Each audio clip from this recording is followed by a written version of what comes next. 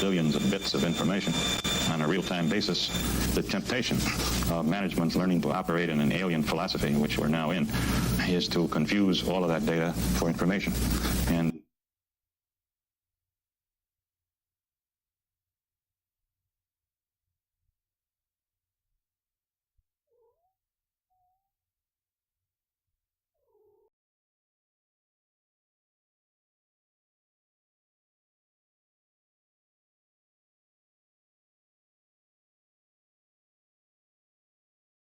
almost like an addiction to information. I want to show you this clip. This is from the David Hoffman channel, great channel for old clips. I love his channel. Let's go back to 1979 where they were discussing this. It's really, really fascinating when you see how far back this stuff goes, man. Information overload. There's obviously been an information explosion in this country. There are more people than ever generating more and more information using newer and faster tools that process and transmit this stuff in overwhelming quantity. We seem to have lost our discipline, if we ever had it, for knowing when information is useful and valuable and when it's useless. Bureaucracies are definitely part of the problem. They seem to instinctively require information. Whether they need it or not. And the media are also part of the problem. The quantity of information they produce, enormous. The quality, dubious. What's the result of this bombardment? We feel confused, frustrated, resentful, alienated, overloaded. We turn off. T.S. Eliot wrote something right to the point. Where's the wisdom we've lost in knowledge? Where's the knowledge we've lost in information? Wisdom is to have very good judgment and a sense of the larger issues. Knowledge says, tells you how to build a bridge. Wisdom says, do you want a bridge there? if you have a machine that can store billions of bits of information on a real-time basis, the temptation of management's learning to operate in an alien philosophy, which we're now in, is to confuse all of that data for information. And the more skilled the technician, the more they want to lay on you. So there is a process of data to information to knowledge to wisdom. Very, very important to understand the differences, but also the relationship. I would even argue the logical following of that relationship, which has fallen on deaf ears if we consider the present state we're in. What we're dealing with now is a type of block where people are stuck between the data and information stages. And they haven't even got to knowledge yet, right? Because knowledge would imply that you understand the information, or at least that you know how to properly categorize and structure the knowledge. You can make some use of the knowledge, of the information through your knowledge. And then wisdom is understanding the value differences between the different pieces of knowledge you have, but also their application or implementation in the real or virtual. So what we're dealing with now, in my view, is a population of people that are not simply consumed by information through information glut. This is a very surface way to say it, simple way to put it. They're actually stuck within a stage and they can't continue on into the next logical process, right? They're stuck between mere data and information. And that's because social media, smart devices, in that it's ubiquitous and always on us, but social media, given its format, in that it's very random.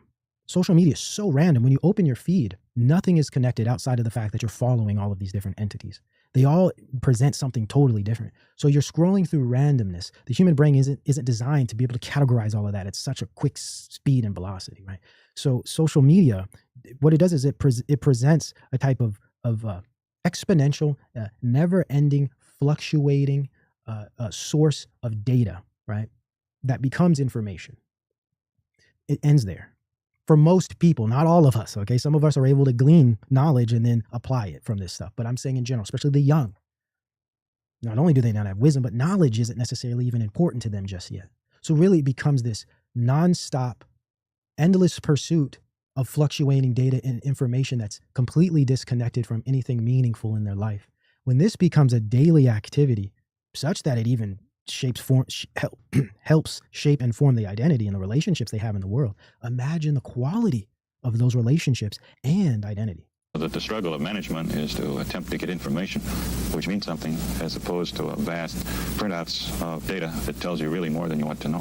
The process, the kind of mind needed to accumulate data, and the kind of mind needed to interpret it and understand its meaning are different kinds of minds, so that you don't have an increase in efficiency.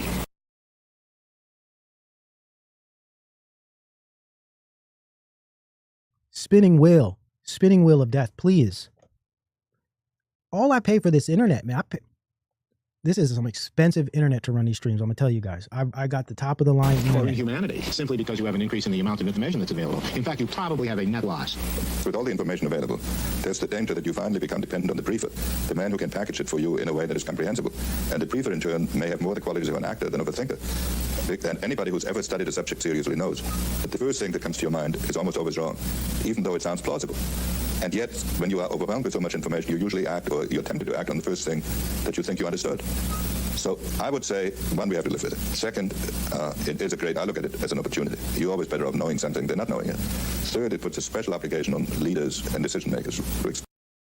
Sorry to pause there, but I got to give a shout out to Cookie Cruncher dropping bombs. One mind is the goal. Spot on. The singularity. Yes. One hive mind of interconnected networks whereby man is no different from machine. Man is pure information. Systems theory. Nicholas Luhmann, right? It all comes down to this. Post-humanity in a nutshell. Well said. Explain what they're really doing.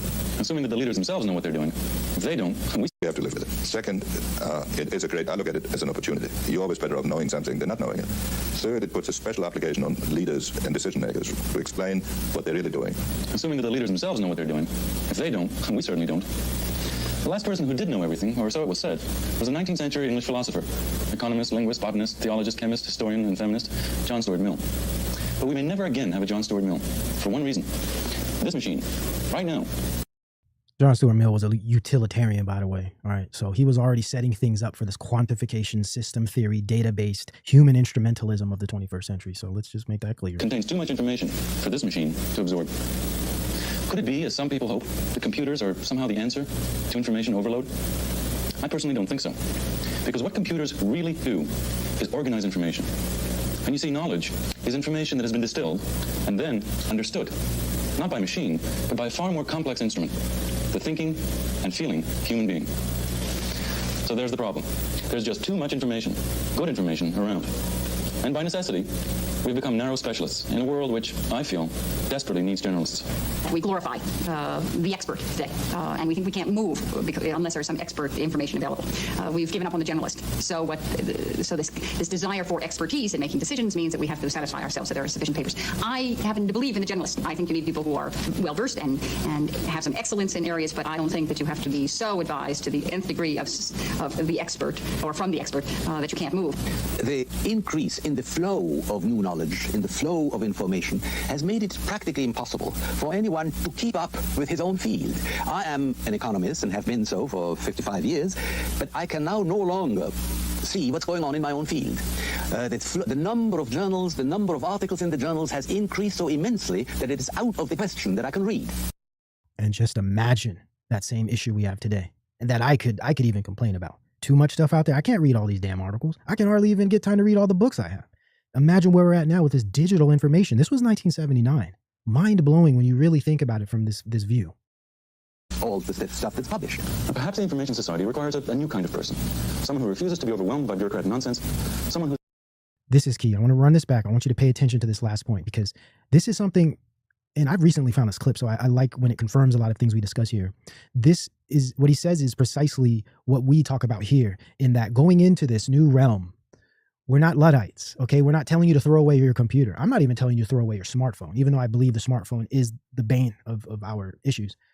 We're not escaping these technologies. They've become diffused in our worlds such that we can't even work with some of us without some of these devices, okay?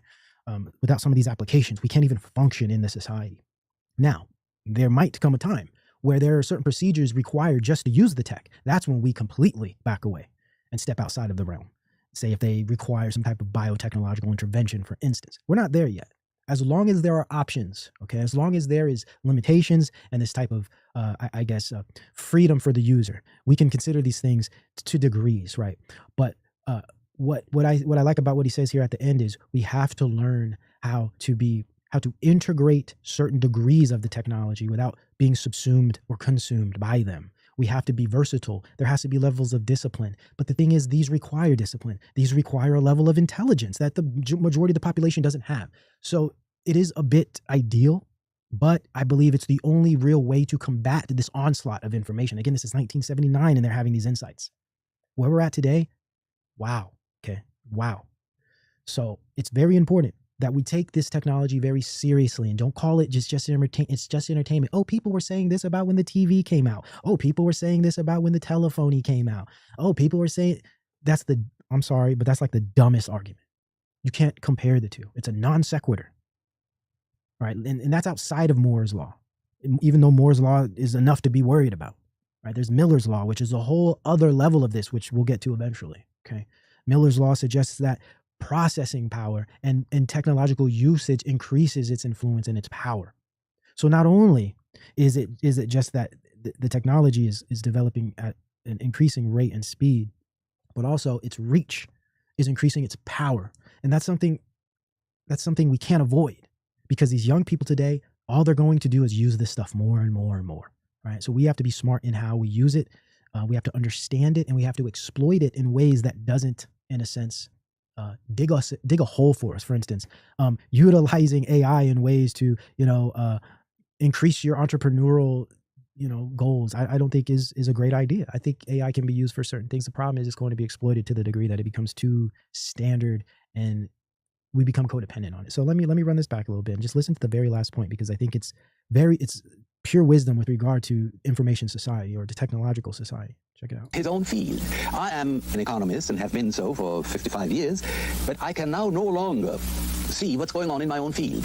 The number of journals, the number of articles in the journals has increased so immensely that it is out of the question that I can read all the stuff that's published. Now, perhaps the information society requires a new kind of person.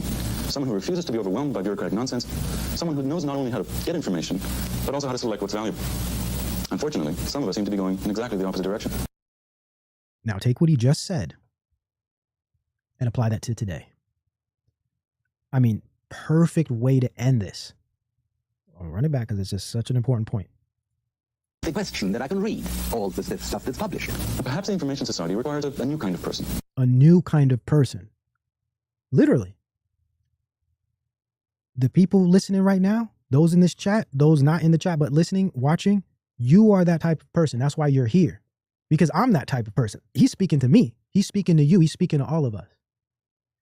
This era of the informational age, the information society, or as Alua would say, the technological society, requires a different type of person. Someone that can parse through the valuable, the useless. Right. Here it is, man. That I can read all the stuff that's published. Perhaps the information society requires a new kind of person. Someone who refuses to be overwhelmed by bureaucratic nonsense. Someone who knows not only how to get information, but also how to select what's valuable. Unfortunately, some of us seem to be going in exactly the opposite direction. Everybody going in the wrong direction. Let me correct that. Not some of us, everybody, for the most part, don't know how to do that. Aren't even like aware of the need to do that. The requirement to be sane in this world of information. I'm telling you. To be sane today, you have to know how to properly parse through information, because we're getting fed so much that if you don't know how to do that, you're going to be stressed, you're going to be foggy brained, you're going to be tired, and you're not going to know why, because people fail to realize how much energy the brain requires. The brain, I would argue, just my career that I have, I'm more tired from doing my studies and writing and reading and editing and breaking down ideas. I get more tired doing that than I'd get tired in the gym. I could work out for 2 hours and kind of walk out cool. I'll do an 8-hour, 9-hour, 10-hour day of work. I'm exhausted. The brain takes so much energy. It's amazing. And people don't realize a lot of their issues, energy-wise, sleep deprivation, inability to concentrate, foggy brain, comes from massive inundation of information that does not have any real value in their life. And they become these automatons that simply seek information for very this weird, almost an addiction, right? It's hard to get out of it. I mean, it's hard. when there's so much stuff to look at, and it's tapping into serotonin, it's tapping into dopamine. It's hard, man. You know, I struggle just to find entertainment because I'm so stuck in the world of work, content for work, right? Dealing with content daily, reading articles, reading books, you know, editing B-roll, you know, shooting, doing all these things.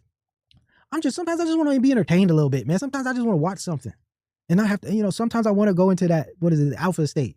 Let me just zone out for a minute, man. I'm sick of thinking too much. And I have a hard time even doing that sometimes, right? Because I'm too overwhelmed as it is. So, you know, I deal with it too. My whole life is constructed, you know, by information. So I struggle too, guys. It's, you know, I struggle with not being too overwhelmed by, like, let's just say nonfiction, being so wrapped up in the world of nonfiction where I never get to enjoy a little fiction, you know? And it's tough. It's hard, man. It's definitely hard. But we all deal with it in different ways. But unplug, right? Yeah, man. Shoot, there was, I think last or the week before, man, I went somewhere, I turned everything off. I had a good 7 days, I think. You know, getting in elements and just disappearing. It was lovely. You know, I got to do that at least, if not once a month, like every 6 weeks, man. I need just some away time. You know, we're not built for this type of engagement. Social media, scrolling every day, you know, we're not built for this.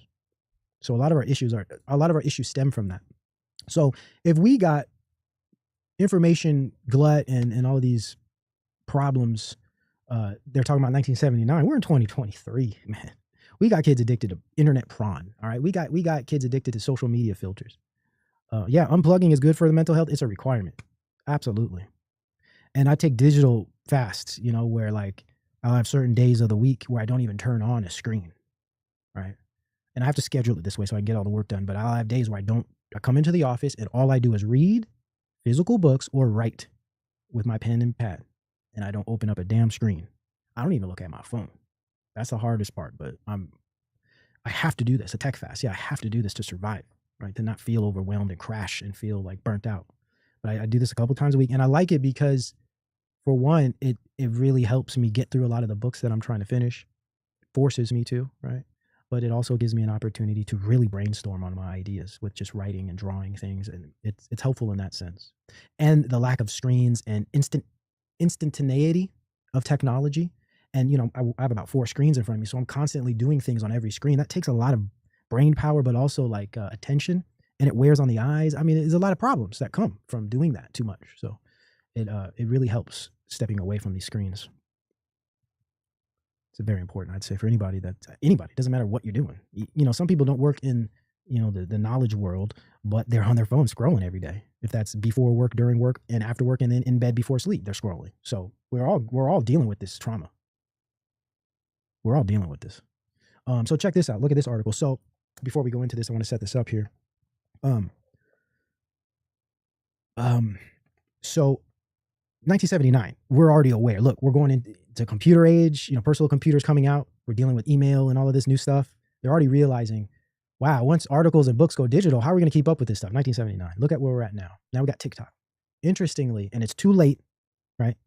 Damage has been done, just like with the COVID and the whole jab scenario. Damage has been done. Y'all want to come out now and say, oh, the kids don't need the jabs. Oh, you know, it's okay if you're not caught up on your boosties. You know, it's fine. Now you want to come out and try to regulate.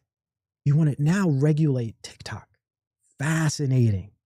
TikTok sets 60-minute daily screen time limit for under 18. It's a bit too late, especially when those between, say, 12 and 18 have, you know, over the years structured their identities, or at least their neural pathways have been structured through a process that's contingent on digital interactivity. So the structure, their neural pathways over, say, a 5-year period of youth has had to share a daily technological experience through screens, which is unhealthy for anybody of that brain stage, right? It's just not good for you. So now all these kids that been growing up, making friends, shaping their identities, forming their value systems, constructing their culture, after all of that, now you want to regulate TikTok? And honestly, it has all to do with this whole China scam garbage crap going on right now about, you know, the the China, like the AI race, the biotech race, and now the whole TikTok thing. Oh, it's a Chinese spying device. Justice says, Days, what in your opinion is a good use of AI? Oof, man, that's a tough one. I'll have to I've actually kind of spent some time writing on that, but I'm still working out how I feel about it and trying to work out the logic of my conclusions. So I don't really want to say, because I'm still kind of working that out, because that's something I've had to address. It's like, okay, AI's here. It's only going to develop more. Is there a good use? Is there something? And there are. For me, machine learning is very good, I would say, for very specific things regarding time management in industries. I am against personal use of AI. With regard to how do I explain this? Again, I'm still working out some of these ideas, but I think AI is very dangerous on an individual level, because what it's going to do is start replacing a lot of innate human instincts, but also it's going to create a type of atrophy with regard to memory and just basic cognition. And ontologically speaking, like our ontological relationship to just daily duties, our relationship to institutions and industries, the AI is going to replace a lot of those networked connections we have that formerly relied on our own thinking, our own communication, or even presence. All of those things are now being replaced by automation. It's horrible. It's a horrible, if you look at it logically, it can't go well for the human. But I think AI can be very advantageous industrially, especially dealing with a lot of what is it called? Red tape, bureaucratic nonsense. I think AI can exceed or succeed there. For me, it's all about technological creep. As if, let's just say, if they can narrow down the use of AI to specific industries, institutions, and duties, like very basic machine learning, that just speeds up our ability to retain information and make certain connections. I know this is all vague terms, right? Because what happens when they take those same ideas and put them in the medical industry? What is that going to do? It's eventually going to replace doctors. So it's hard, because no matter which way you turn logically, if you let AI development run freely, it's going to consume literally everything. Now, I don't think that's going to happen, because AI is going to fail in so many cases, and it's going to create a lot of problems. So there's going to be this returning to the drawing board over and over again over the next 10, 20 years. But my issue with it is it almost doesn't matter what I think, because it's about what the industries, or should I say the engineers and the technicians, think. And they're not going to put any parameters or restrictions or limitations on the AI. So with that being said, it's like I almost have to be completely against it for that alone. But I guess technically speaking, I'm not wholly against AI, but I'm very much so against those who are behind it and those who are developing it, because I know their hubris. I understand this Promethean kind of what do you mean exposing truth? Days, you think so? About what? As far as its success, I think AI will be very successful in many areas, but I think it's going to cause a lot of problems, and I think the problems ultimately, especially in the long run, are going to outweigh the positives. So as I work through this, I'm going to come out with some more concrete examples of what AI is useful for, or the good use of AI. But it's the flesh of man, the hubris, the arrogance, the transhumanist philosophy alone. It's just, if the transhumanist philosophy is that which structures our political system right now, I mean, how are we going to escape a type of takeover of sorts, right? Yeah, they intend for evil versus good. Not if you good to see, by the way. So yeah, Bob, good to see you, by the way. AI is good for the man behind the curtain. It's tough, because I know there's so many advantages that could come and that we will experience. I mean, many of us that, harness AI for certain things will find advantages, but it's to integrate AI automation into their systems. Discernment is key. Chicka, spot on. So this is a tough question. It's a tough question, because I know there are good uses for it, right? That's why I'm not totally against anything.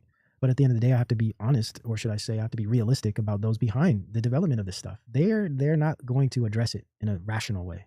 So, slippery slope, yeah, engineer truth. Slippery slope, AI will always consume us. You were spot on. Engineer truth, thank you for that, man. That's kind of what I stand on. It's the slippery slope, I think, is very useful in this situation. And I would refer you to Re-Engineering Humanity by Selinger for as far as a piece of academic literature that really describes how this is happening and could happen. It's called Re-Engineering Humanity, one of my favorite books and something I reference all the time. They don't actually, no, they do spend quite a bit of time on that. But I share their sentiment in that this is only, the direction of this is bad and only bad, regardless of the positives, because of the people behind it. Mr. Bean, thank you, man. I appreciate it.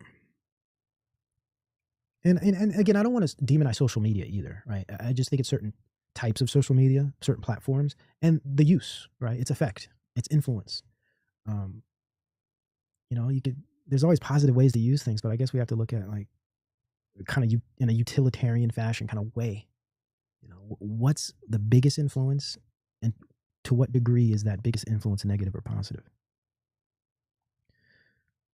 So yeah, look at this. TikTok set 60-minute delay. It's like too late, guys. Y'all way too late with this, man. Let me show you an example here of a dating clip. Now I want to kind of go into some of these ideas here. So like, okay, if we're changing the way we see ourselves through the AI applications, filters are damaging our ability to see ourselves in a healthy way. It's also damaging the way we connect with each other and form relationships. I think a good example of this fallout is what we see in the dating world and how it's so difficult to date people because we've literally changed, right? The way we interact has completely changed. And I think this is a good example. Check this out. Dating today, in your opinion, harder than it's ever been? I was friends with my boyfriend before we started dating, and I feel like that's a more natural transition than like seeing features on your screen and trying to make a decision based on like a list of things. People just try and avoid things because I think they're scared to say things straight up. One red flag and you're kind of like, oh, I can go find somewhere else. You don't need to have one person when you can have like 5. This is a very strong point. Social media and social community or virtual communities in general have created a false sense of connectivity. So it's what it's done is it's quantified sociality opposed to qualifying sociality. And what I mean by that is it creates a false sense of equality through quantity. So it makes it appear as if we have a lot of connections or we have the opportunity or potential for a lot of connections, but actually it's not presenting or offering true connection in a way that would suggest, say, healthy dating or even relating, right? It's very subpar. It's low quality, or a better way to say it is it's low resolution.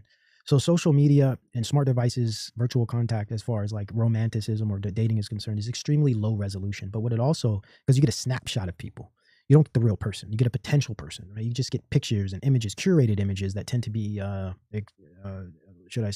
embellished, right?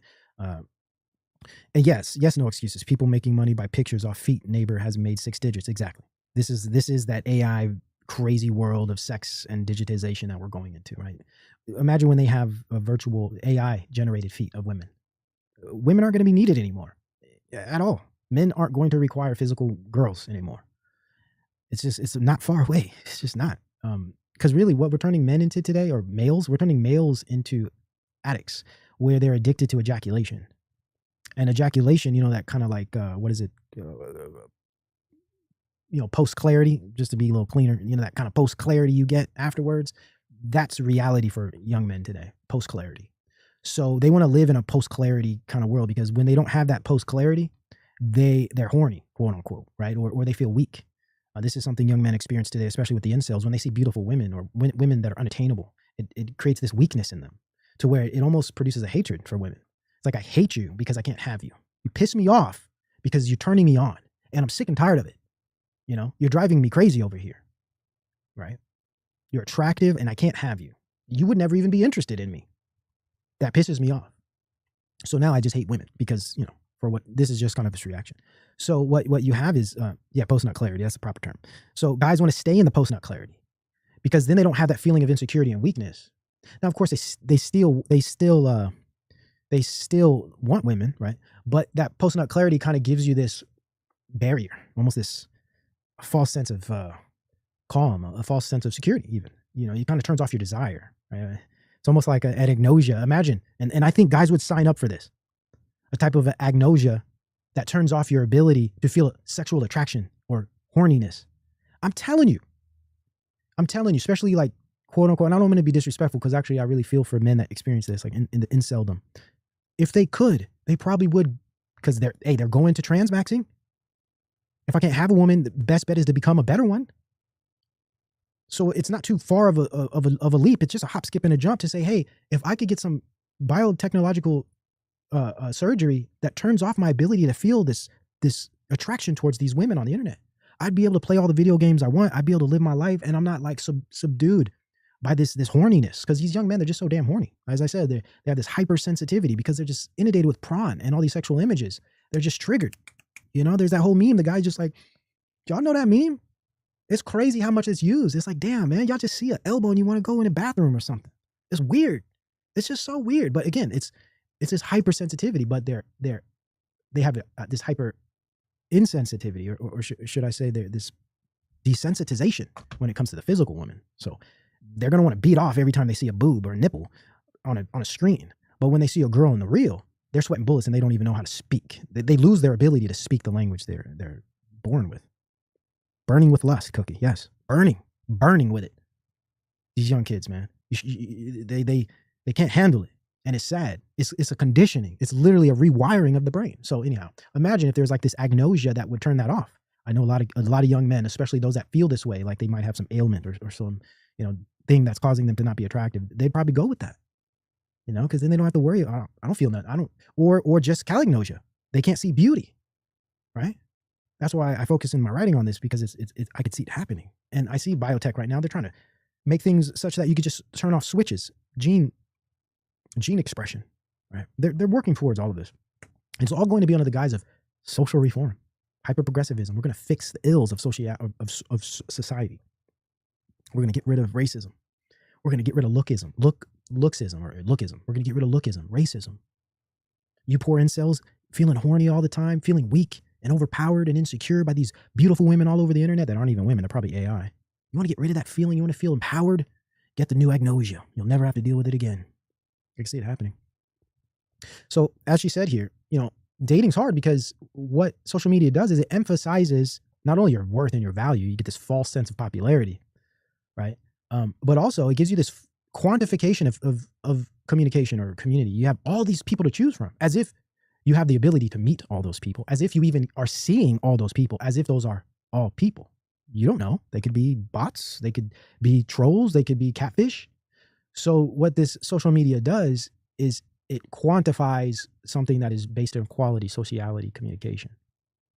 Really crazy when you think about that. So you got all these people out here dating in the world that are literally being like, they're being hypnotized by the images through social media, but their mind is being twisted into that they believe they're actually seeing people. They believe they're actually getting to know people. They believe they're actually connecting to people when they're not connecting at all in any true sense.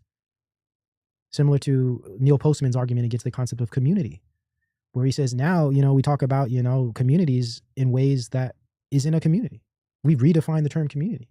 Communities in the traditional sense don't exist anymore. And I think the same can be said for connecting. Now we have this new virtual term, or this new virtual meaning of connecting that takes away or obsolesces true connection. And this is being traded. It's like a trade-off, right?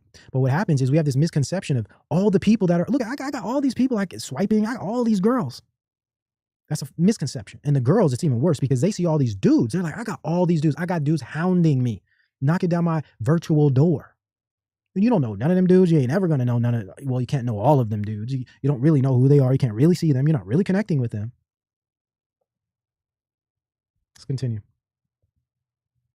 Honestly, I don't know. I've had really bad luck.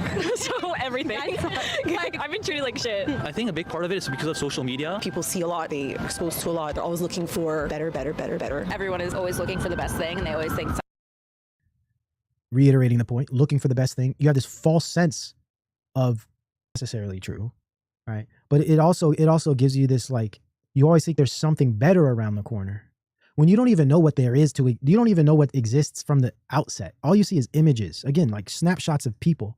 All you're really getting is maybe some status, an idea of status, and of course, an idea of symmetry, of attractiveness.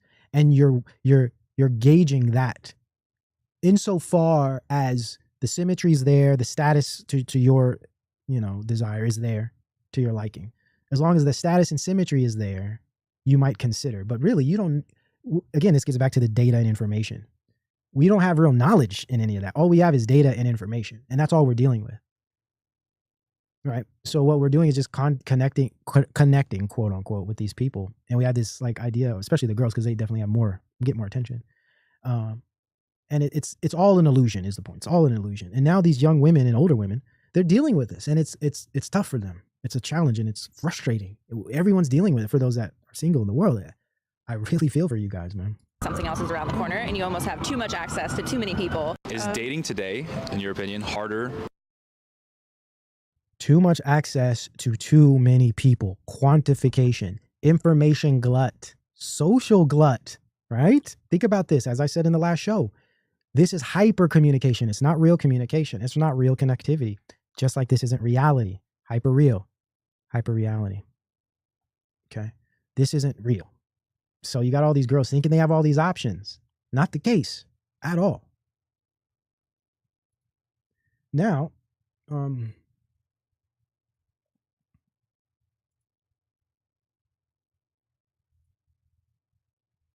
I have an article here. It's talking about how we broke science.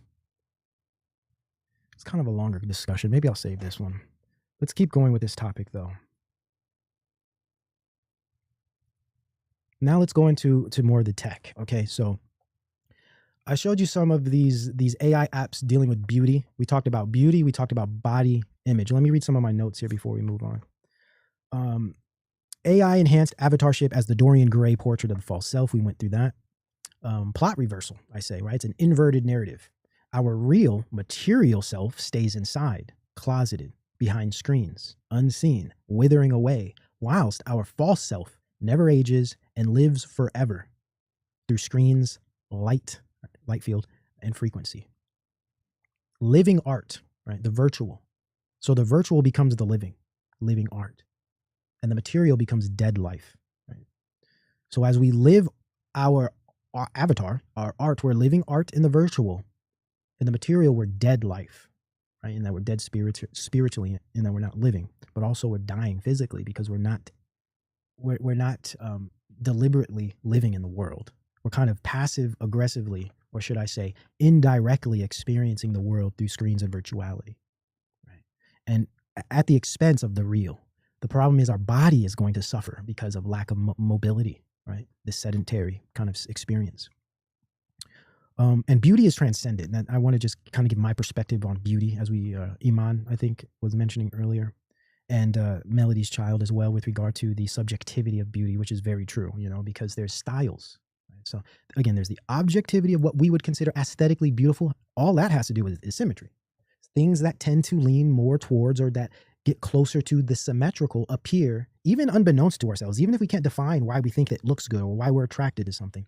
It has to do with this type of inbuilt, innate gear towards symmetry. Okay, so that's the objectivity of beauty or form. But then there's the subjectivity that has to do with style or taste, right? We all are connected to the symmetry, but we are all subjectively connected to different aspects of the appearance or the figure. Okay, so it's always good to take that. There's standards in beauty standards, but that usually, when people say beauty standard, that's usually a subjective thing based on culture. So whenever I personally hear the term beauty standard, that's not objective beauty.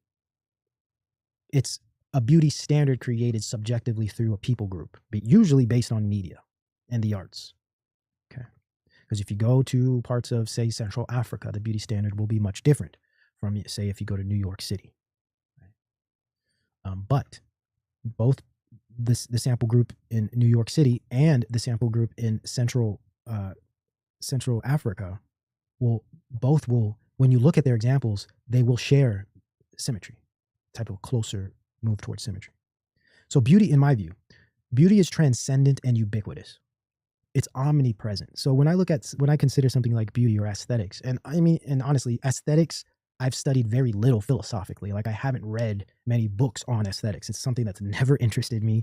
I have just no interest in studying aesthetics. It's just not my personal thing. And I think, I've kind of come to my own conclusions outside of studying it, which always leaves room for error. So I just want to put that out there in case we have some, students of aesthetics here. I tend to focus more on, metaphysics and continental philosophy. I just want to be transparent about my knowledge on aesthetics. So what I'm saying here is just coming from my layman understandings and logical conclusions as well, just based on my own personal logic.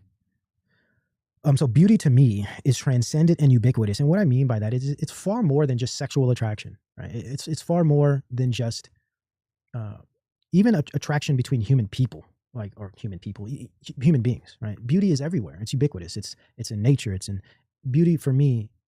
Yes, sail away. Absolutely. This is why I'm so glad I was raised in a family that were the opposite of me, because they forced me into the physical. They forced me into the material world, and it became a part of me from a very young child. And I still struggle with it to this day. I still have to force myself to work out and to do things. Like if I could have it my way, I'd never have to lift a finger. I just want to kind of think about things, but that's just not the way the world works. So yeah, you're absolutely right. I'm limited. At least my drive is limited there, but I've experienced enough throughout my life to kind of train that's the sensorial aspect of life. And that's only because of my parents that I'm thankful for. So it's everywhere. It's transcendent. It's ubiquitous. It's form, right? It's this type of objective form and hierarchy and order that we find in just forms in general, right? Buildings, nature, people, right? So if you look at beauty this way, well, I guess it's no matter what, it's going to be difficult if you feel as if you don't fit anywhere in any standard. I do understand how that could be difficult. And the thing about that is there's little you can do in some of these situations. I mean, people could always work out, you could always lose weight, but there's certain aspects of symmetry, for instance, that you can't change, hence AI filters and surgery. But even going that route, I think, is pointless when you could actually have a rational perspective on beauty in general and the ubiquity and transcendental nature of it and its purpose here. I don't have to actually be part of it to accept its purpose and meaning, and I know that's kind of a mature perspective, and that's not easy for everyone, but I'm just giving you my perspective. Nate too Shakesy forgot. Dude, honestly, there's too many uglies waiting people out there, League. I mean, there's some truth there, but I try to avoid that language, but I hear you, man. Duke Valentino says, what is your opinion on Matt Walsh? Matt Walsh. I mean, I agree with a lot of the stuff he says, because we kind of come from a similar I'm socially conservative. I'm not politically conservative, but I'm a social conservative. So my social conservatism does align with a lot of his perspectives regarding culture, right? But I see him as one of these type of conservative ink, career rightists, these like conservative career personalities online.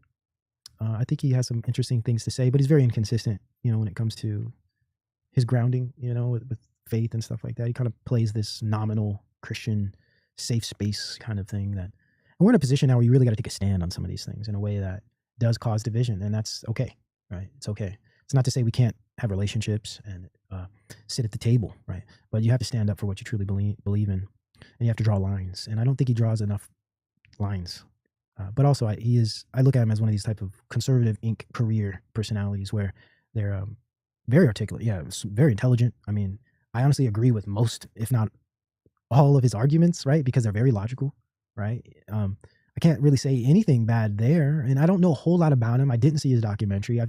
I've seen enough stuff on the internet, social media stuff going around about him to say that, the dude definitely, he's an asset, I would say. Definitely an asset, but I can't help but look at some of these really big kind of famous internet guys, and especially when they're connected to some of these big corporations, like, what is it, Daily Mail? Is it not Daily Mail? What are they called? Daily something. This whole conservative ink thing.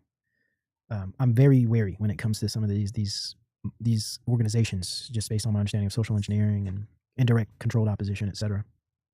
But I've seen parts of the documentary, Duke, and like I said, man, I can't disagree.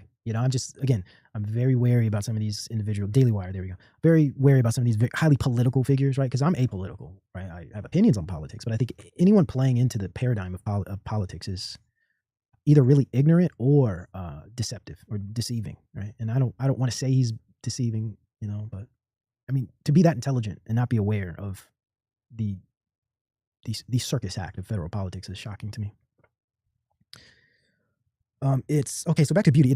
It exists freely in all things, not to be confined, possessed, or owned. Hence, its fleeting nature in humans. So what I mean by that is beauty is fleeting, right, in humans.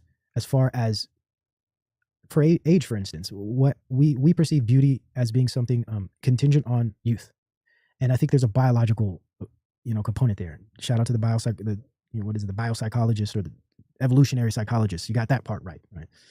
There definitely is this type of biological foundation for being attracted to symmetry related to youth, etc. So beauty in the human beings is fleeting. So I think if we could just accept that beauty in general, as far as we are concerned, is fleeting, I think we could also accept that everyone's not going to have the same, let's just say, privilege, because there is this concept of pretty privilege, which I also write about, and I relate to this idea of racism and what someone call quote unquote white privilege. You can't change your race, right? It's like, if you're going to say I'm privileged because of my race, what can I do about that, right? And we're not going to get into that whole debate of is it a real thing, but I think it relates even with beauty. It's like, can someone help how they were genetically designed? Can someone help that they happen to have decent symmetry in their face or whatever? So I just think we have to accept some of these things regardless. Yes, exactly.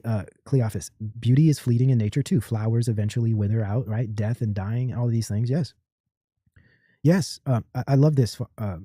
Ultimate ideal beauty is freely shared, not owned, possessive, or obsessed over. Exactly. And this is, I don't know if you're repeating what I said or if you agree, but that's what I've written here. It's like, I don't see beauty as something that can be owned or possessed. And what I find is we're trying to handle beauty, right?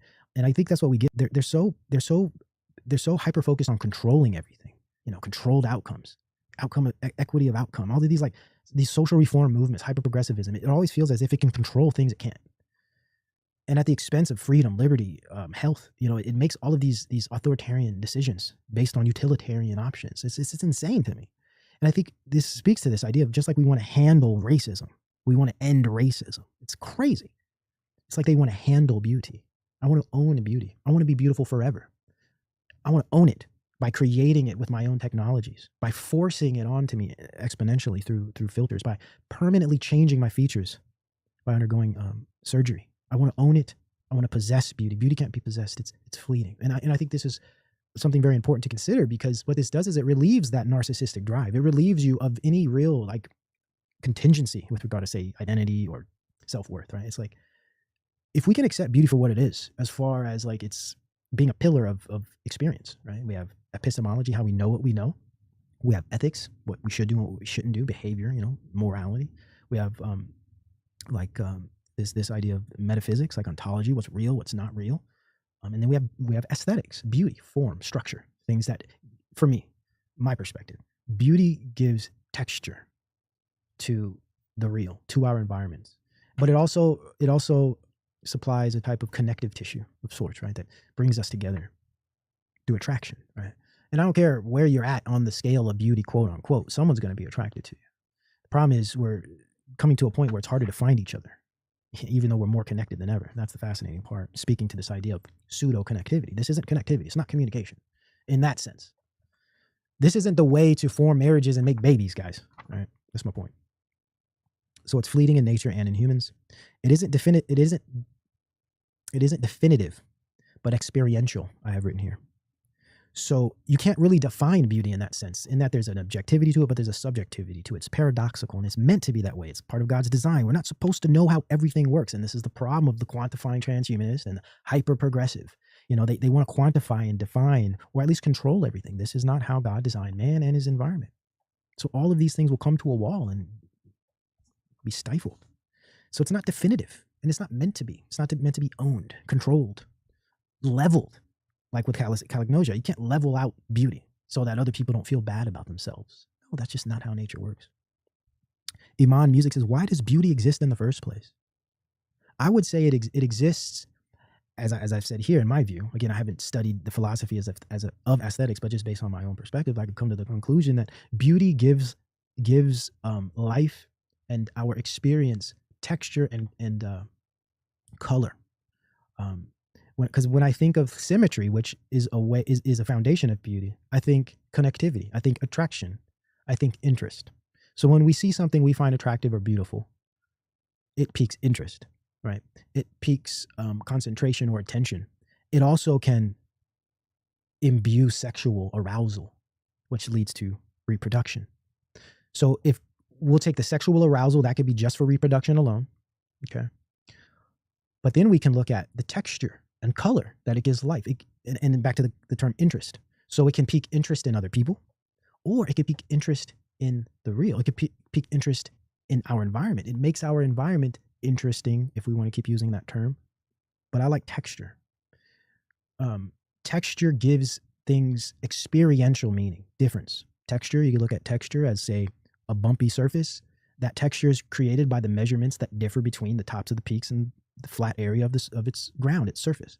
This little difference in measurement from the top of the peak to the surface, and all of those little pockets within those peaks, this creates texture, and this texture gives that surface a type of meaning that can contrast it from other surfaces. So the contrast in shape and measurement of surfaces gives texture, which gives, in my view, experiential meaning, right?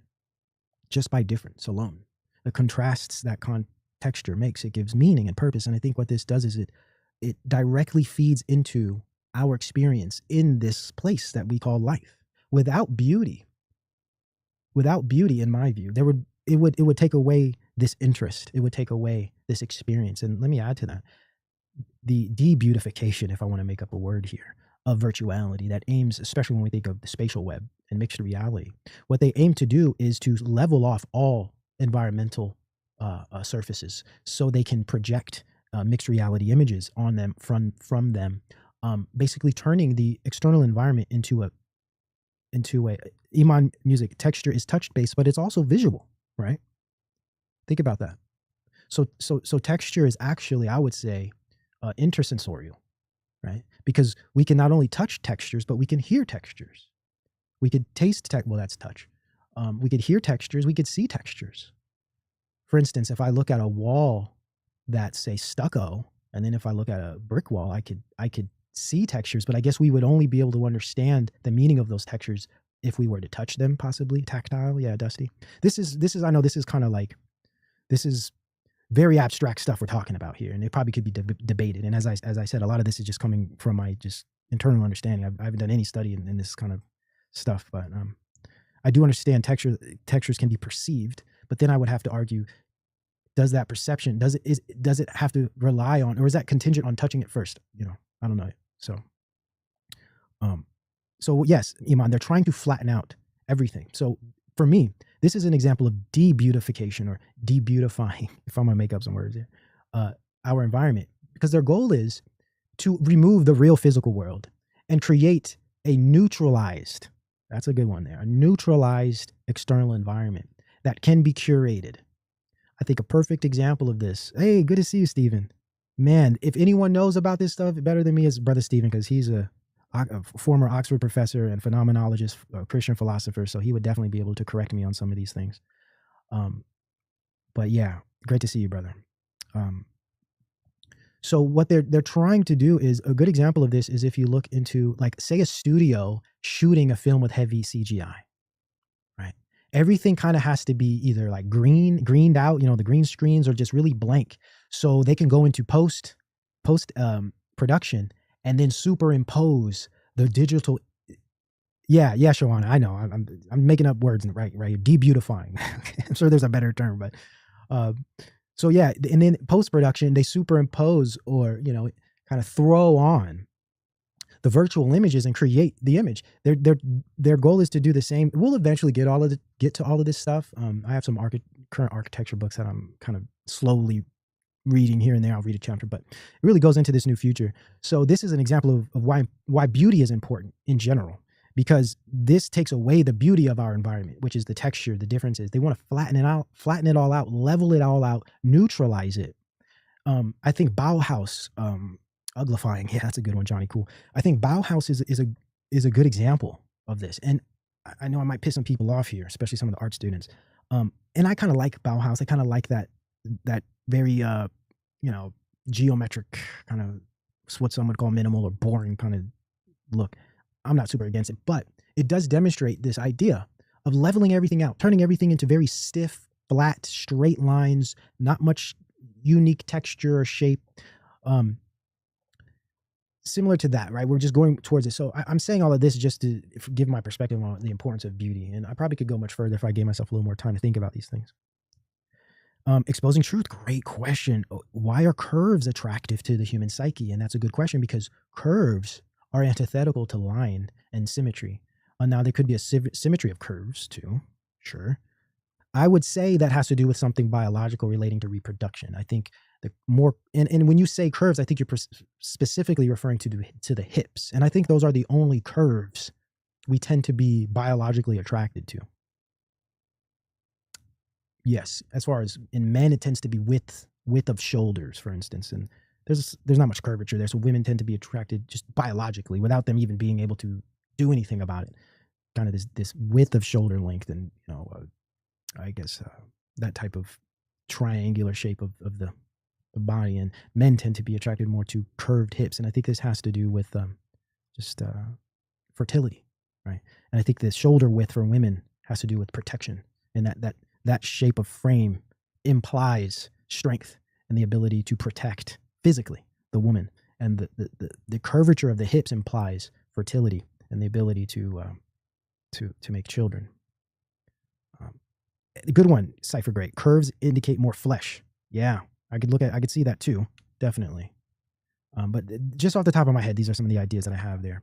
And again, I could be wrong. If someone has better ideas, please throw them out there. But it isn't definitive. It's experiential, and it's a texture. I look at beauty as experiential. We experience beauty. You can't hold it. You can't define it. You can't own it. You can't possess it. It's experienced. And for me, beauty is a part of the material textured experience of life, but also it gives meaning by way of creating different structures, different shapes, but also symmetry. This is actually really abstract, and maybe we shouldn't spend any more time on it because I think I need a little more time to think some of these things over. But yeah, interesting stuff, no doubt. So I have here written surface appearances.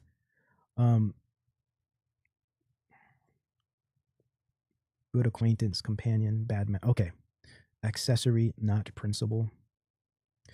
And I don't know if I'm correct here, but I kind of look at beauty as an accessory to experience, an accessory to the world. It's an addition, it's an add-on. I say it's not a principle, but I believe it is a principle. So again, I'm kind of working through some of these ideas, but it's a good acquaintance and it's a bad master, I have written here. So beauty is a good acquaintance, but it's a bad master. And what I mean by that is it can bring interest, it can bring attraction, it can bring texture, color to life and surroundings, environment, but it's a bad master in that it shouldn't be your foundation. And the problem I have with a lot of this technology is it kind of refers to beauty as being a type of master. It's supportive, I have written here. Beauty is supportive, it's a companion, an accessory. It's supportive, right? Okay, maybe we'll stop there because I'm so interested in this. I want to go more, but I need some solitude to kind of work through some of these ideas and be a little more accurate, I guess. AI enhanced persons, otherkin 2.0 I have written here. So, there's a whole otherkin thing. So imagine when we have otherkin 2.0 where now people aren't pretending to be, they are Rob Tick. I'm gonna tell you, man, they're not always fun. They are a bit itchy beards. You got to moisturize and keep it clean. You got to wash it every night at least. Yeah. Dusty blue. I think beauty is always, when addressed, I'd say properly, I think, and I'm not saying I'm addressing it properly because I could be wrong about some of these things, but I think beauty is part of aesthetics. It's part of our experience in life. So it's always an important aspect of it. Jason Stanley says, your stomach muscles were meant to be shown. I don't know about that. I think when we talk about those types of things, like, I think that's more cultural. That's more of a modern thing, being attracted to, like, say, specific body parts, like, say, a six-pack, for instance. I think that comes from media. I don't think there's any inherent if anything, it could suggest malnourishment. Right? So I think we've just learned to be attracted to those things. But again, I could be wrong there too. And six packs aren't good in women, right? I'm gonna just say that women need a certain level of body fat. So when you see women with six packs, that could attribute to hormonal imbalance. So I don't think six packs are necessarily healthy, especially for women. Men is a little different, but just putting that out there. Duke says, what are your theories on transvestigation? I'm convinced that a lot of female celebrities are actually men. I've talked about this in the past. The whole movement, I think, is misguided. I think what they do is they overshoot their shot and they do this concept of transvestigation just based on the inconsistent model, right? So what you find, and I don't mean disrespect, but what you find in these movements, and I'm just going to be honest, straight up, what you find in a lot of these types of conspiratorial communities is a significant lack of logic and true rational thinking. A lot of presumptions and a whole lot of just logical fallacies. It's really it's hard to deal with when you're trying to really address their ideas, you know. So for me, the model's inconsistent. But aside from that, yeah, I would not be surprised if the majority of all of these celebrities were, you know, switcheroos, right? I almost assume that. But what you're speaking to, as far as like that transvestigation kind of area of the internet, it's borderline schizophrenic. I mean, if I'm just going to be straight up honest. But the whole concept of, you know, inverted celebs, I think, is a very real thing. Very real. Yeah. I spent a whole day on it, and it blew my mind. There's definitely a lot of truth to it. Yeah, definitely a lot of truth to it, for sure. And it is mind-blowing when you kind of consider it. But, and I don't know which area of the community you're going into, but there's certain models that are just completely flawed. Like, I do understand they use like skeletal models, which is just illogical, because this is under the presupposition that skeletal structures are objectively and absolutely defined by sex, which isn't true, because there's always exceptions during birth, right? And skeletal growth in vitro is it's relative. I'll give you an example. There are many, especially if we're going to look at somewhere like China, for instance, there or areas similar. What you find is certain ethnic groups have ambiguity when it comes to skeletal structure and sex, right? So this just has to do with illogic, a lot of ignorance to science, and mainly just always falls on logic, right? It's just there's no consistency with it. So what you discover is that, and I've known women, personal friends that were, you know, I'd say had large frames, for instance, played volleyball, all of these sports, tended to have a larger skeletal structure, say for a woman, and vice versa. I've known many men that have had these very smaller sized, almost feminine structures, skeletally speaking. And this is just how they were born. And the problem with the skeletal model is it not only is it inconsistent, but again, it relies on the presupposition that skeletal structures are objectively defined in any case and in all cases by the sex. And that's just it's scientifically inaccurate. So big boned, king sort of boss. And it's almost insulting to those types of people, right? When you see these using this skeletal model, it's like, well, I mean, do you live in the real world? Do you have friends? You know, have you experienced people? Because you can't just judge people. You can't judge sex based on skeletal structure. I mean, it's just kind of idiotic. So for me, I just look at that model, and immediately it's like, it's kind of sad, just the level of thinking that's required. But when we want to consider the potential of these celebs being switched up and all that goes into that stuff, yeah, I think it's very true. I just think the model's flawed, and it's like, get a better model, man. Like, you're ruining your credibility when you're doing such a silly thing. So I definitely believe in the concept of transgenderism being just ubiquitous in these industries. I just think that people presenting the conspiracy are just not, I'd say, intellectually honest, or they're just not intellectually capable of even understanding the concepts they're dealing with. Shotty Cool says, I like a woman with a skeleton days. Damn, that's funny, because a lot of these young dudes today will be the opposite. They don't require a skeleton in women because they enjoy their women through screens. It's just funny, man. And even just this whole concept of skull shape and jaw size, it's just totally ridiculous.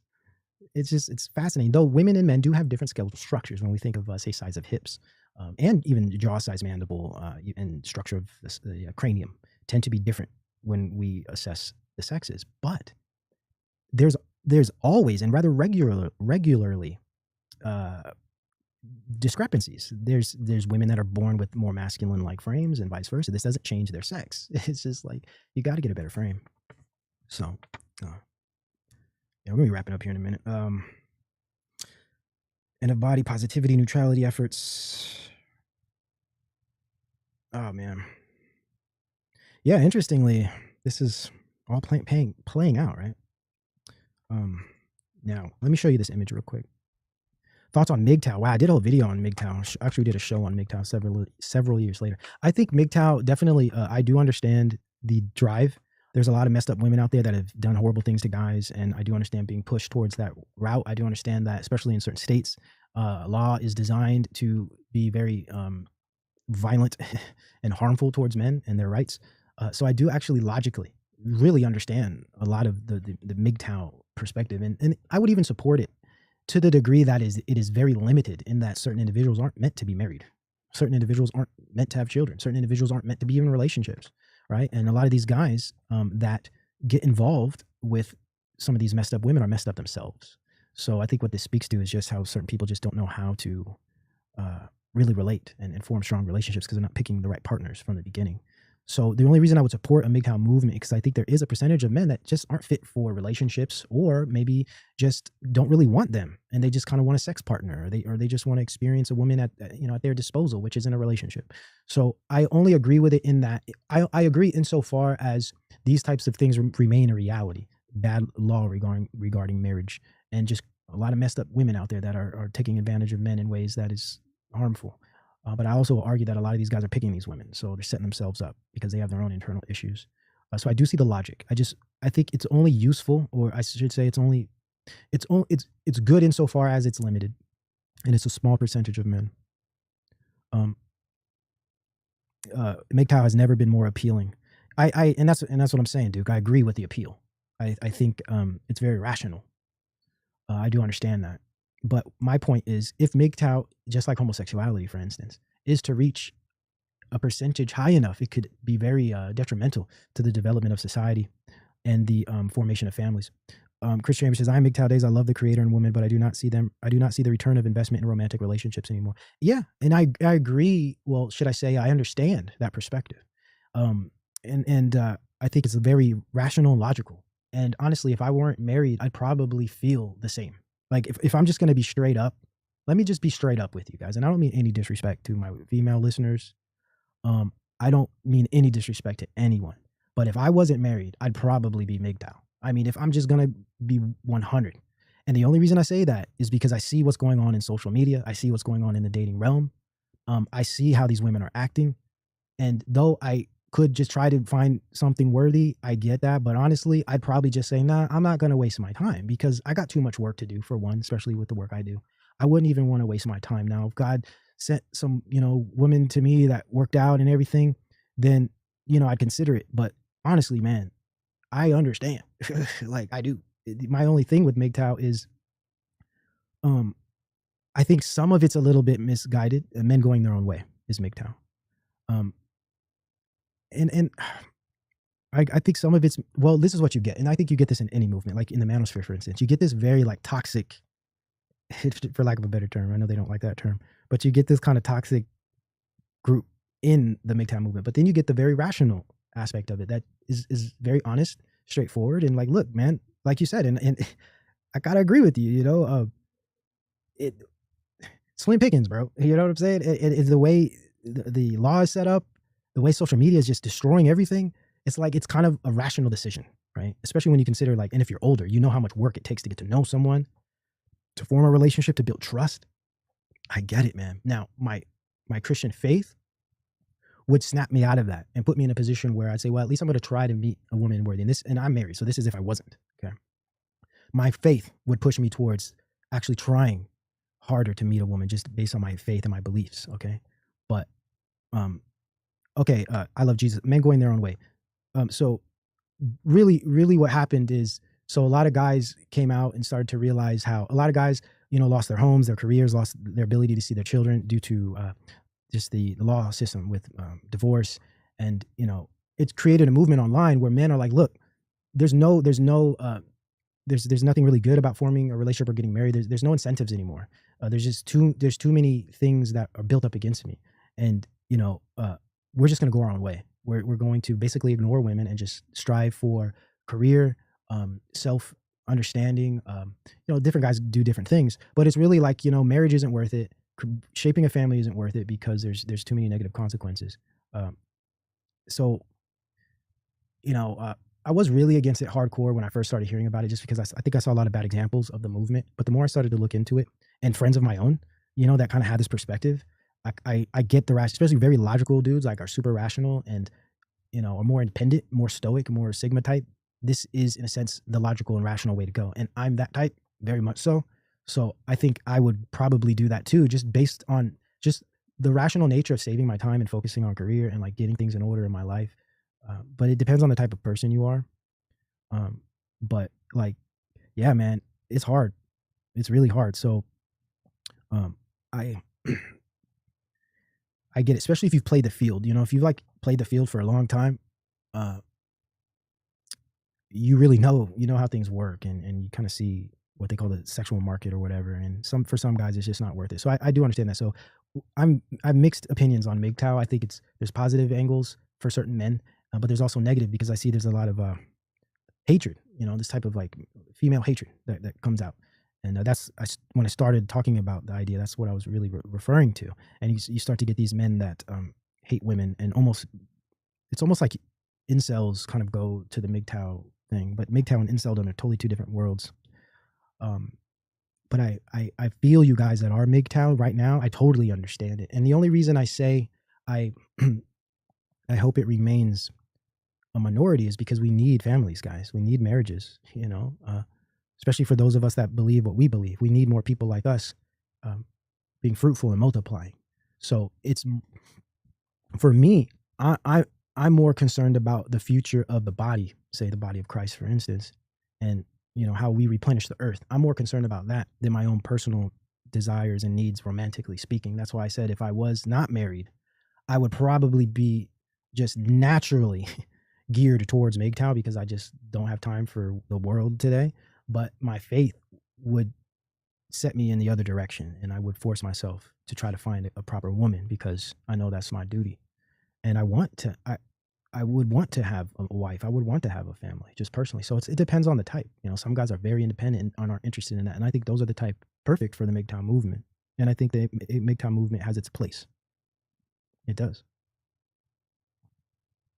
Yes, Cynthia. Exactly. I'm just trying to put myself in their shoes, just trying to understand it from many angles, but also hypothetically look at it. So now let me show you this, guys. This is I made this here. It's called super modern embodiment. So this is to refer to this body image thing. So I made this here. So super modern embodiment, image-based embodiment. So what we're dealing with now with regard to beauty, right? Beauty is no more about its transcendental nature. It's no longer about its like ubiquity, in that it's beyond just human attractiveness. It's everywhere. It's in the structure and textures of life and experience. It's even in sound. Beauty is in sound.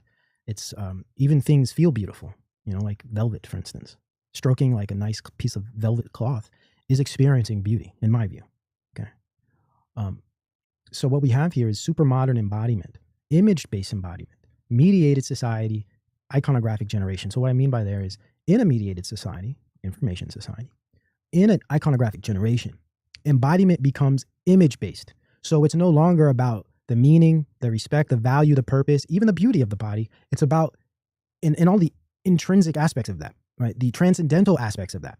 Now it's just image-based. It's all about the appearance of the body. That's all that matters. Embodiment is appearance-based. I can like pump myself. I can pump myself full of like, I can pump myself full of, goodness, all these things are up. Wow, they're all up. Okay, hold up. There we go. So I could pump myself full of steroids or Botox. I could destroy my body from the inside out just so the image looks good. That's what I mean by image-based embodiment. My body has no real meaning outside of its value that it receives from its image. Okay. So this is what an iconographic, symbolic world gives us. So you have these three areas which we touched on today: body positivity, body neutrality, and body negativity. So body positivity implies that as is over standard. So if there's a beauty standard, say a fit body type is the standard. Body positivity implies that no, as is, as you are, is more important than the standard. This is a form of denial, as you see in the yellow here. So body positivity is denial, body neutrality is avoidant, and body negativity is deprecatory. Okay. So what you have with this denial is myopia, right? Of being. Your myopia of being, like your concept of being is solipsistic. It's like this bubble, right? It's not addressing real being. It's addressing this kind of construct of being you've created in your mind. Body dysmorphia would be under body negativity if we were to consider that. Body dysmorphia would be under the body negativity, right? Because body dysmorphia is body negative. So myopia of being and aesthetic relativism. So that's what body positivity creates. We're on the left here. Aesthetic relativism, in that aesthetics are relative. There is no objective. So it would disagree. It would disagree with the fact. It would disagree with the fact that aesthetics and beauty are objectives. Let's just say symmetry. It would deny that. It would deny reality and say, no, aesthetics, beauty is subjective only. There is no objectivity. This is the only way they can maintain some sense of self-worth, is by denial. Okay. Now, body neutrality, which we studied a little bit today, has to do with function over appearance. So let's just say appearance is standard. Okay. The beauty standard. Body neutrality implies that the function of the body is more important than the standard or the appearance. It is my argument that denies reality. It's denial, but it's not just denying reality, like say body positivity would deny the reality of objective beauty, or say symmetry. Body neutrality would deny the objectivity of beauty as purposeful, or should I say it would avoidant. I call it avoidant because body positivity denies that beauty exists in any objective form. It's relative. So it's this kind of denial of objectivity. Body neutrality doesn't deny beauty standards. It doesn't deny objectivity in beauty, like say symmetry, but it avoids the concept altogether. It like closes its ears, covers its eyes, and runs away saying la la la la la. It's avoidant. It wants to avoid the fact that beauty is going to affect you no matter what. Right? And I'm speaking with more psychological terms. Right? So avoidant. It's very avoidant. It wants to avoid something that's there. And if instead of myopia of being, creating this relative solipsistic construct of being, it doesn't even deal with being as much as it deals with doing. So body neutrality focuses on the utility, the use, the function of the body, which has to do with doing. So from my perspective, body neutrality is like, my being is less important because my being isn't the problem. I'm comfortable in being, because it's acceptance, right? It's accepting my body for what it is and avoiding any, concepts of beauty. But what it says is, I'm going to avoid that. But at the end of the day, what it's truly about is utility. So what does my body do? Not its being. Body positivity, once you accept it for what it is, its being. Body neutrality just totally avoids that whole concept and focuses on what does my body do? And this is anti-aesthetic. Body positivity wants to say aesthetics and beauty are relative. It depends on how you feel about yourself. Body neutrality says, no, the body's about function. I don't care about aesthetics at all. They don't exist. I'm going to negate. Remember she said negate image? Negate the aspect of image? That's anti-aesthetic. There is no need or point of aesthetics. Now, body negativity is it's the opposite of body positivity in that it's the standard over the as is. So the standard is more important than who I actually am. And it's deprecatory. And this is negation, right? Just negating the self completely, making yourself invisible. I'm worthless. I don't exist as a person. Because I don't fit the standard, I'm not even worthy of living. This is kind of the perspective you get.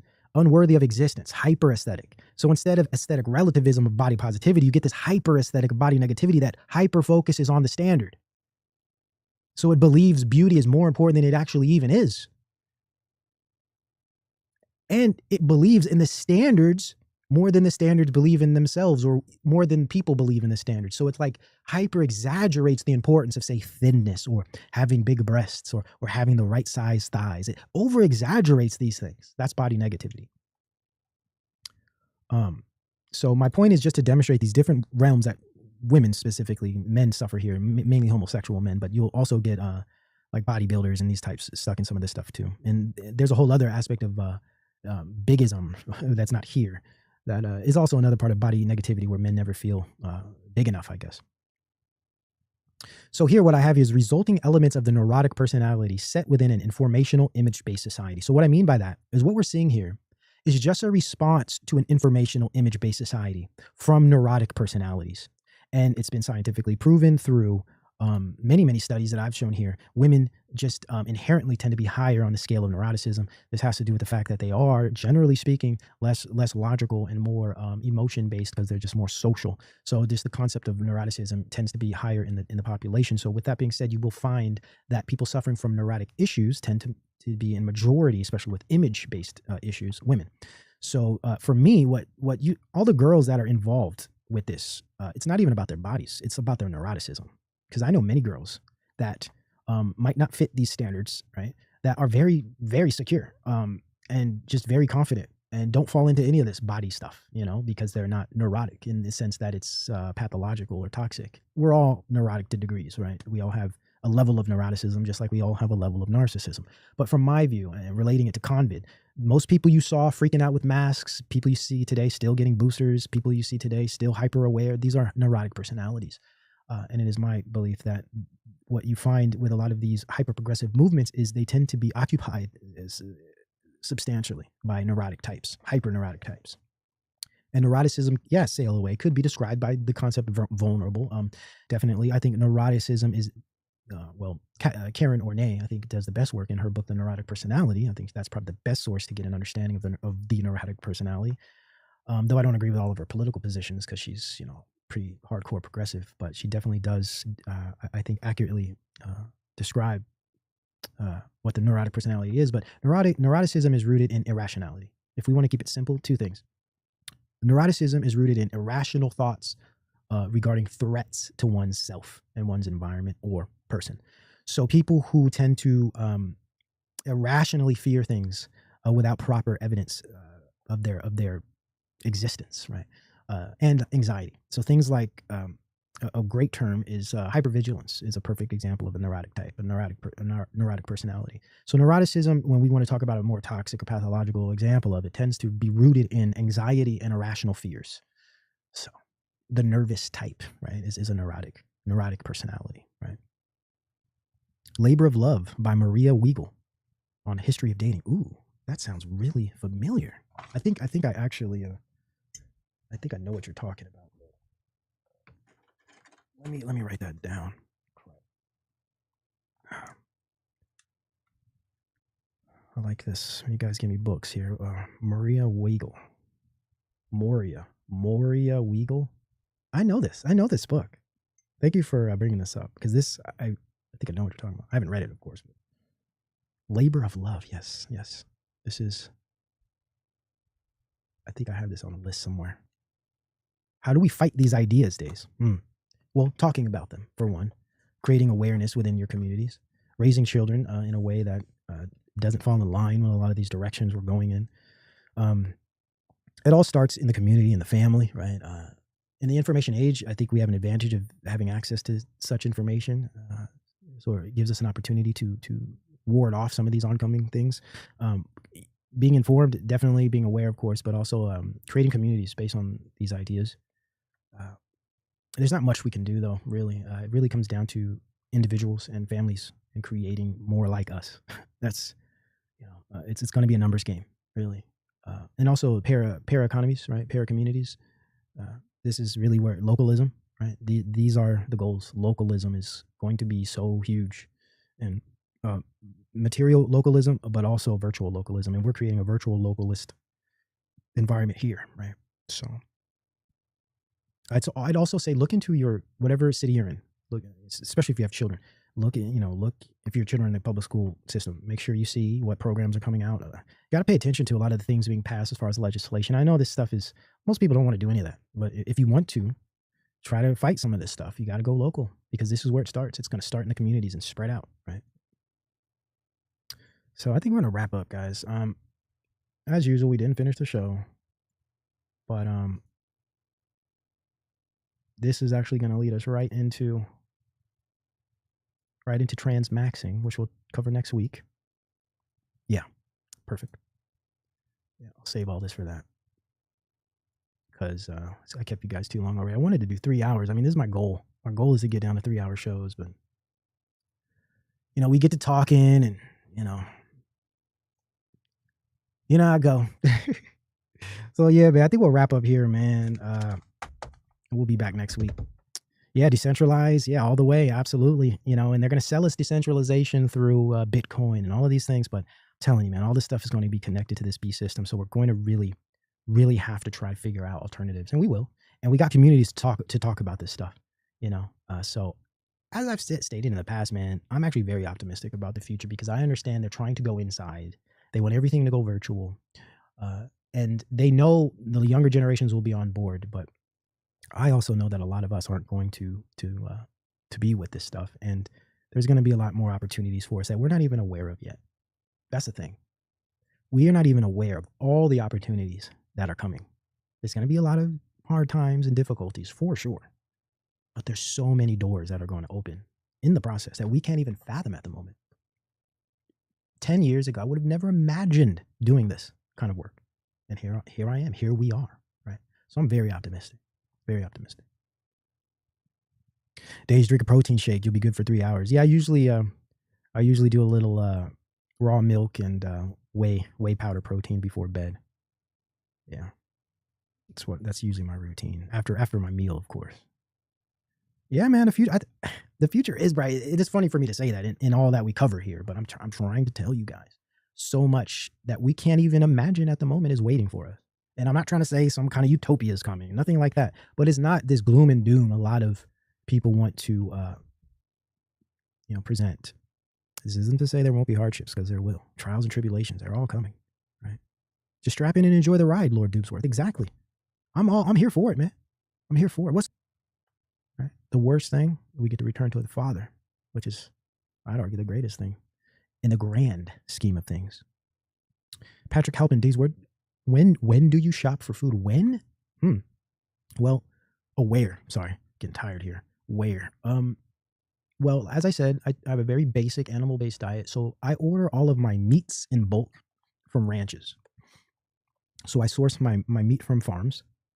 I source my eggs from farms and my dairy from farms. I grow some. I have like some herbs and stuff that I grow, but I go to the supermarket, as it were, for usually, if I do go, it's for vegetables. Just like I'll get my veggies there, but then I there's local gardens too, to get veggies from. So it's that's how I get my food. I buy everything in bulk, everything in bulk, everything I can, except for vegetables, of course. But I keep it simple. So it's like all I need is meat, my dairy, my eggs, and my veggies. That's it. That's all I need. So it's really simple. So that's what I do. I order in bulk. There's so many ways to order meats online. I mean, there's even very commercial, like, what is it, Butcher Box, for instance, which is one of these more popular ones. They're kind of expensive, but Butcher Box is just an example. Especially if you're if you're single, it's cakewalk. If you're single, I mean, you don't got to go to stores anymore. And I do understand it's important to support the local stores, right? Local grocers, which you should support. But as far as like meats, I think it's important to support the ranchers for the meats, because these like massive meat corporations are just destroying the industry. Yeah, and it's not always easy to get the raw milks. In some places it's illegal, and you got to figure out ways to do it. But hey, there's ways. Trust me. If you want it, you'll figure it out. All right. Butcher Box was not very good at all. Really, Cynthia, I don't know anything about Butcher Box. I just know they're just kind of like one of the more mainstream groups. But I'd say wherever you're at, go straight to your local ranchers. And if you're in a metropolitan, say if you're in New York or something, you might have to do some like Butcher Box or something. But a lot of us are in areas where we're not too far from ranches and stuff. I don't have the link, Rachel. I don't have it here on this. I don't have it here on this computer. I think I actually might post it tonight. I'll post the Health Channel link tonight in the community. Because I have a whole different workstation that I'm doing that content on. Kind of separate my workstations. Yeah, Butcher Box. Kanga calling. Hey, Kanga, good to see you. Yeah, it's one of these like online meat kind of places, but it's more, I think, commercial. I don't know how good they are. Yeah, milk sellers. Man, it's a real problem right now. Getting healthy food. The state. The regulators. Yeah, raw milk is unpasteurized, which gives you the good bacteria, which is what you want. Pasteurized milk burns it all off. You're missing out on all the nutrients, especially for gut reformation. Yeah, raw dairy, raw milk specifically, can heal so many things in the gut and skin issues. I mean, I've read just putting a raw goat milk, say if you have some type of fungal rash, you just put raw milk on it topically. It transforms things. I haven't tried that, but it's interesting. Yeah, Jason, good. Man, if you're living out in the country, anybody living rurally, some people might want to make you feel like you're backwards or something. No, you're way ahead. Way ahead of everybody, man. Yeah, we need our own ranch. That's true, Johnny Cool. And I think this thing will start to happen more and more. The more and more as all this crap starts to change. And I think people are becoming a lot more health conscious now, especially post-COVID. People are taking their lives into their own hands, and they're starting to figure out how important diet and lifestyle is. So they're simplifying their diets by minimizing or narrowing, that field of food. You're staying away from boxed things, processed foods, eating whole foods. I know there's the big debate between vegetarians, carnivores, all of that stuff. Really, it's about whole foods, man. Just whole foods. Try to eat things whole and try to cook all your meals and stay away from microwaves. You can start, and on the health channel, I'm going to be addressing this from that perspective. I know my personal lifestyle is pretty extreme just because I've been working on this for years. But on the health channel, I'm going to start from a very basic position of people that say still use microwaves and are still drinking soda pop. And just try to give you little easy ways to kind of like transition out of that lifestyle. But then I also have other perspectives that are more advanced, right? We'll have tiers of perspective because you have people that are just trying to get it together right now, right? They're still addicted to soda, still eating out fast food every other day and trying to get from there. And then you have people who are eating one meal a day, say, but maybe they're struggling with carbs, for instance. So, and you don't need no expert or some nutritionist to do these. This is all discipline. It's all very simple, very basic. Yeah, this stuff is very, very basic. It's just the drive and discipline's the hard part. Yeah, real foods, Joey P. Real foods. That's what it's really about. Whole foods. Okay. And then we'll also have some discussions on skin issues. People that might be dealing with skin issues because it's all about diet there. They make synthetic milk. Ugh, not surprised. I mean, they're making milk out of like cricket milk or something. Crickets even produce milk. Like, what are you talking about? Why not make a communal fast days? Yeah, for sure. Iman, I forget who it was. I think it was Eric the Overcomer. He had mentioned that doing a kind of group fasting and stuff. Yeah, for sure, man. Even like group workouts. Like, I'll show you guys some basic workout regimens that I do day to day. And maybe we could do them together. People that, want to try. You guys could try to do some of these things. Do them with me, It'll be fun. If anything, it's going to change the way you feel and look, So it's a choice and a mindset. Shout out to Suncoast. Spot on, man. Spot on. All right, guys, I'm going to get out of here. Kept y'all too long. I ain't going to hear the end of it. I love you all. Thank you for being with me. If you find value here, please tip your server. Value for value. This is not a monetized channel. You guys keep this thing going through your support. My Patreon, shout out to my Patreons. Appreciate you guys, those who donate on a regular basis. We got the merch, got all kind of merch. If you enjoy the merch, that's another way to contribute to the production of this work as well as represent this work. Wouldn't it be cool to be wearing, some merch and see someone else wearing it? That would be cool. That would be cool. That would be awesome. I doubt it would ever happen. We're like a grain of sand on this website here, but anyhow, I appreciate you guys. I love you guys, man. Couldn't do any of this without you. So we'll be back next week, man.